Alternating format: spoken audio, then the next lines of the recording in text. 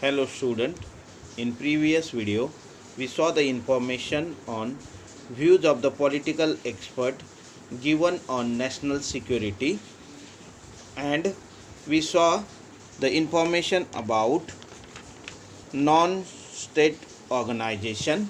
In non-state organization, these organizations are known as non-state organization, such as which are not a part of government, work in a sector of government, health, women and child development of India.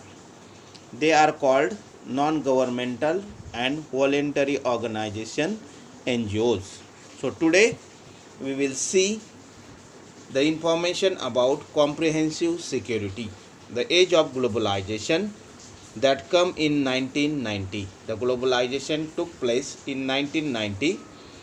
We saw the lot of changes took place in the world in 1990. The lot of changes took place in the world. The world become interdependent in area of economy and technology. In economy and technology are more developed in 1990.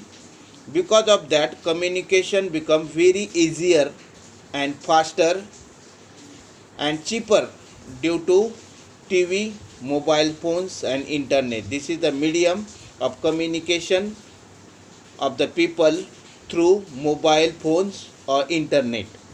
Non-state organization, actor or governmental organization and voluntary organization become more active and relevant in day-to-day life. In that time, the non-governmental organization and voluntary organization become more active. In this context, that the concept of comprehensive security and human security become very important. In this context, both security, that is comprehensive security, and human security is very important. This concept link the security of the country and to security of the people and society. In this security, the main concept linked with the security, that is security of the people, those are living in the country, those societies are formed in a country to give them a proper security. The main areas that are included in this concept of comprehensive security means, in the comprehensive security, main concept is that give security to the people, those are living in the country, and give security for the society, those are formed in a country. The comprehensive security divided into 4 parts. First part, environmental security. The issue involved